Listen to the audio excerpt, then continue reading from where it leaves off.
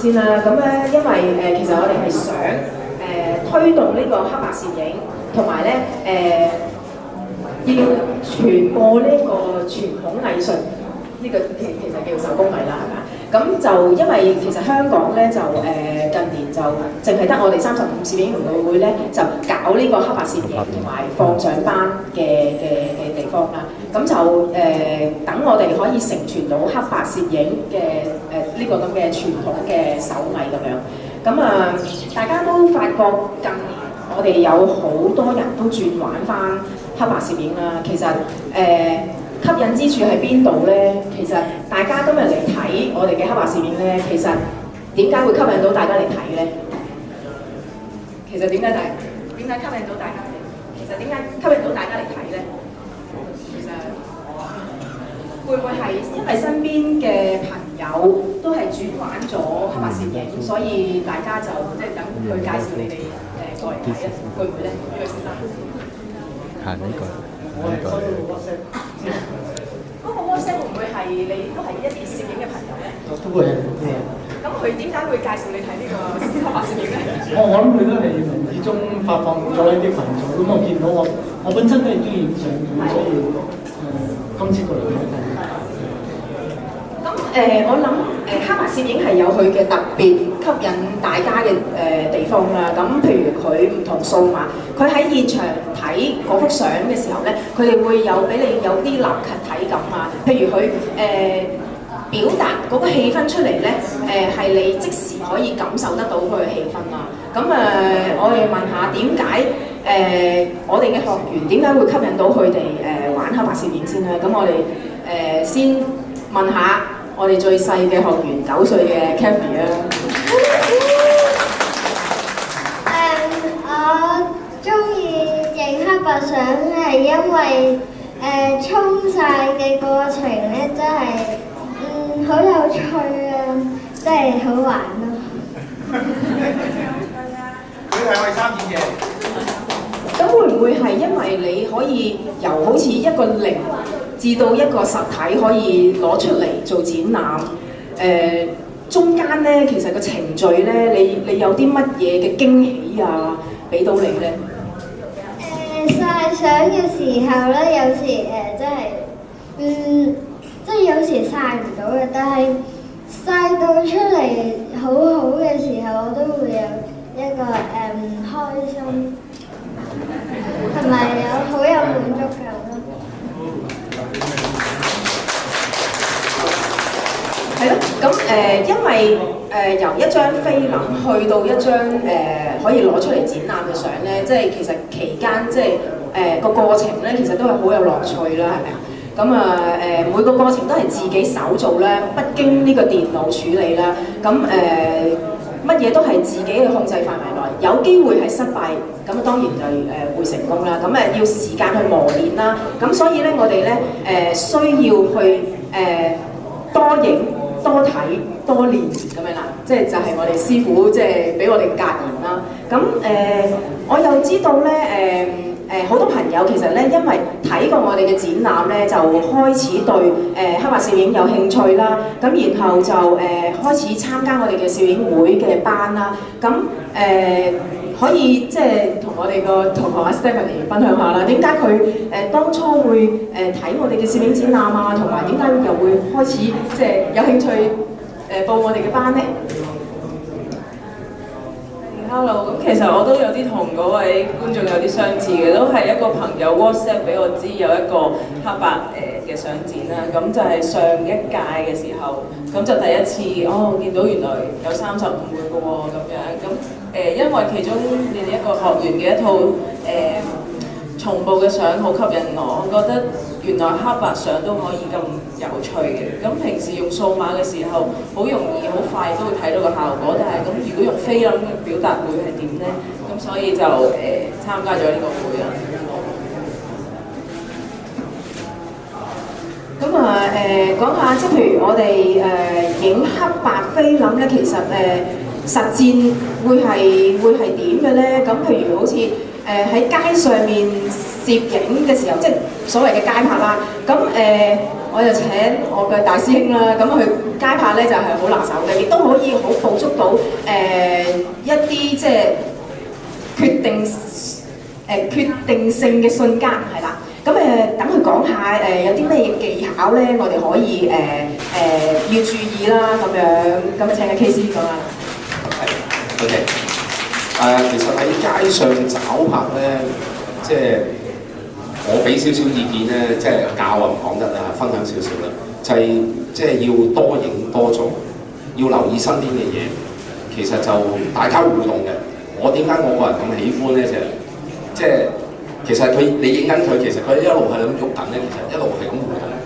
就你要捕捉佢下一刻嘅時機，你睇到你其實一影落去已經係錯失咗。咁就其實大家連動一齊撳嗰下，佢又做嗰下動作。咁我就個人都特別喜歡。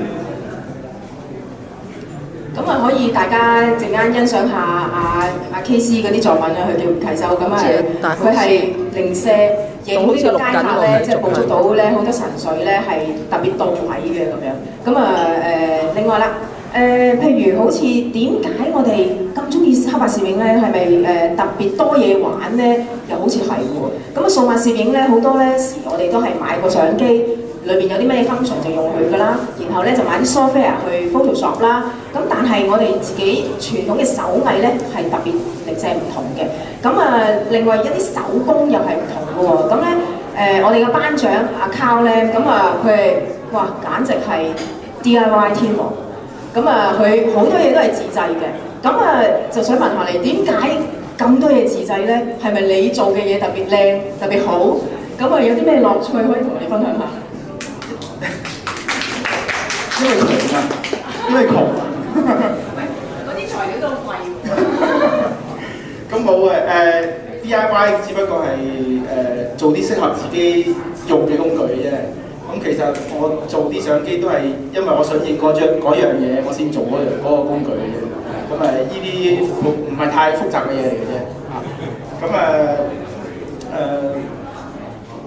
其實就都冇乜特別嘅，就我覺得呢其實普通光學原理嚟嘅啫，唔好覺得好神奇好普通嘅啫。咁啊講完㗎。好啦，咁其實菲林其實同數碼究竟有啲咩嘅分別咧？大家其實表面上係咪覺得喺數碼相機裏邊影咗張彩色相，然後再轉去 convert 做 black and white？係咪其實係一個掣咁簡單咧？有冇係咪一個掣咁簡單咧？係。咁係咪真嘅咧？咁不如等阿 Raymond 講下。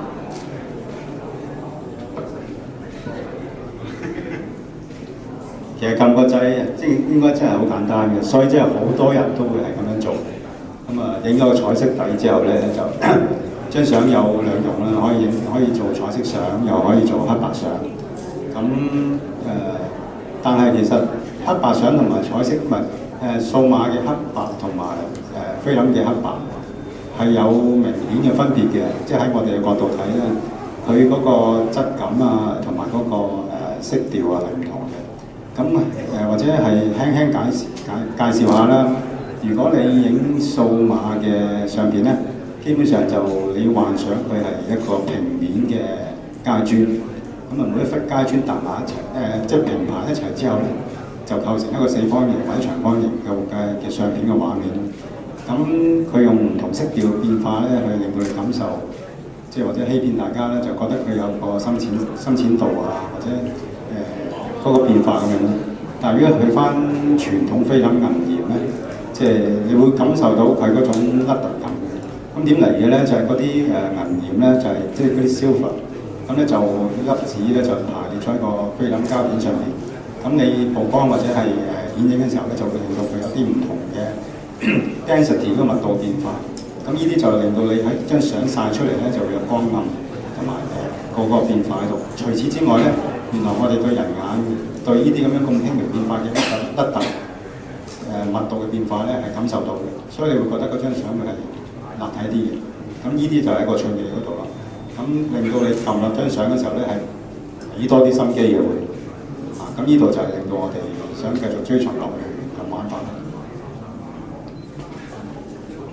咁我又想問下，會唔會有一啲藥水咧係一沖個菲林就一定靚嘅咧？其實唔好明你意思點嘅，即係問大學。市面上有好多藥水啦，又要溝藥啦。